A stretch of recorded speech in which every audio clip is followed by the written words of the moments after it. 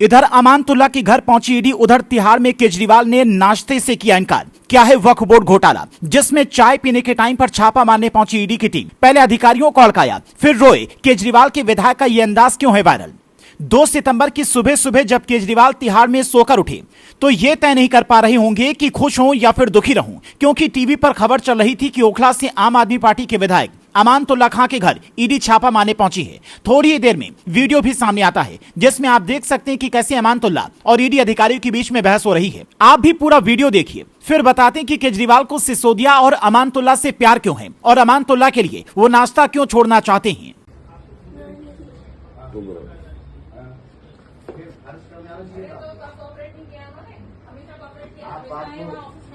आपने जब आपको मैंने लिखा था कि 4 हफ्ते का टाइम चाहिए, मेरी मदर इन लॉ का ऑपरेशन हो रहा है, उनका ऑपरेशन हुआ है अभी 3 दिन पहले, और आप फिर मुझे अरेस्ट करने के लिए आए। अरे 1000% और क्यों आए आप अरेस्ट नहीं करने आए तो फिर क्यों आए हैं? किस चीज अरेस्ट तो करने आए हो आप? 3 कमरों के घर में किस चीज का सर्च है? बताओ क्या सर्चिंग है? मेरे क्या पास कौन ऐसी सा कैसी माल है? करनी होती है आपको मेरे घर में हर बार आके? मेरे घर पे खर्चे को पैसे नहीं है। दिखा दो। देखिए She has a cancer and she has been operated right now. It's been 2 days. अगर कुछ भी प्रॉब्लम हो गई, क्योंकि उनको टेंशन के लिए बिल्कुल मना I'll take you to the court if anything happens to my mother. अब ये फेक नहीं है सर। मेरी मदर इन लॉ ऑपरेशन में पड़ी हुई है, आप क्या सर्च करने आए हो? क्या है मेरे पास? उनके वो लगा हुआ है, उनके ब्लड निकल रहा है हल्के हल्के। She can't even stand.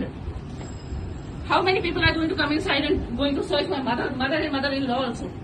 सामने खड़ा शर्ट पैंट पहने ईडी अधिकारी चुपचाप सब सुनता रहा। वो थोड़ी देर के लिए मायूस भी होता है, लेकिन कहते हैं कि केस मुकदमों की जांच भावनाओं से नहीं कानून के हिसाब से होती है। इसीलिए ईडी के 7 अधिकारी इतने हंगामे के बाद भी अमानतुल्ला खां के घर के अंदर पहुंचे और उसके बाद छापेमारी की। उधर तिहाड़ जेल से जुड़े सूत्रों के हवाले से खबर सामने आई कि केजरीवाल ने यह खबर सुनने के बाद नाश्ता नहीं किया। उनके लिए खुशी की बात यह थी कि सिसोदिया और संजय सिंह के बाहर जाने के बाद एक और नेता साथ देने के लिए जेल में आ जाएगा। लेकिन भ्रष्टाचार के आरोप में कोई जेल जाए, एक के बाद एक विधायकों और नेताओं के विकेट गिरते रहे, तो फिर दुखी होना लाजमी है। लेकिन यहां समझना यह जरूरी कि आखिर अमानतुल्ला खां के पीछे 8 साल से ईडी की टीम क्यों पड़ी है। क्या है वक्फ बोर्ड घोटाला? अमानतुल्ला खां विधायक होने के साथ साथ दिल्ली वक्फ बोर्ड के चेयरमैन भी हैं। उनके अध्यक्ष रहते हुए 32 ऐसी भर्तियां हुई जिसमें करोड़ों की धांधली के आरोप लगे। पहले एंटी करप्शन ब्यूरो ने जांच रिपोर्ट में कहा कि जो भर्ती हुए उनमें 5 इनके रिश्तेदार थे। अपने क्षेत्र के 22 लोगों को अमानतुल्ला खां ने वक्फ बोर्ड में नौकरी दिलवाई। अमानतुल्ला के केस में ईडी की एंट्री हुई तो मनी लॉन्ड्रिंग का केस खुलकर सामने आया। 5000 पन्नों की चार्जशीट में ईडी ने आरोपी कौसर की डायरी से 8 करोड़ का खेल पकड़ा। यहां तक कि इस केस में सीबीआई ने यह भी कहा कि नियुक्ति में गड़बड़ी हुई है, लेकिन अरविंद केजरीवाल और उनकी पार्टी जैसा कि पहले से करती आई है, इस बार भी कह रही है कि अमानतुल्ला को बेवजह परेशान किया जा रहा है। आज उसी मामले में 2016 के मामले में आज फिर धावा देने के लिए ईडी पहुंच गई है। आप लोगों को शर्म नहीं आती? ये आपकी जांच है। एक मामले की 3 इन्वेस्टिगेटिंग एजेंसी जांच कर रही है। 2 एजेंसी की जांच में कुछ मिला नहीं, आपकी जांच में कुछ आज तक साबित हुआ नहीं।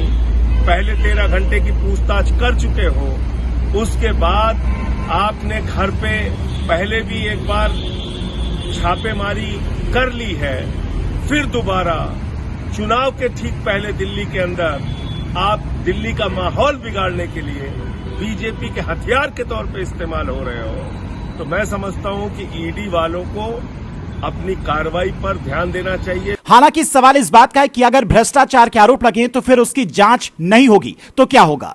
अगर छापे नहीं पड़ेंगे तो क्या ईडी के अधिकारी चाय पानी पीकर लौट जाएंगे? जो लोग ये कह रहे हैं कि इतनी सुबह सुबह छापेमारी क्यों, तो उन्हें फिल्में देखकर भी समझना चाहिए कि अक्सर छापे सुबह ही पड़ते हैं। ईडी हो या फिर सीबीआई, वो सुबह सुबह ज्यादातर छापेमारी करती है, क्योंकि रेड कितनी लंबी चलेगी किसी को नहीं पता होता है।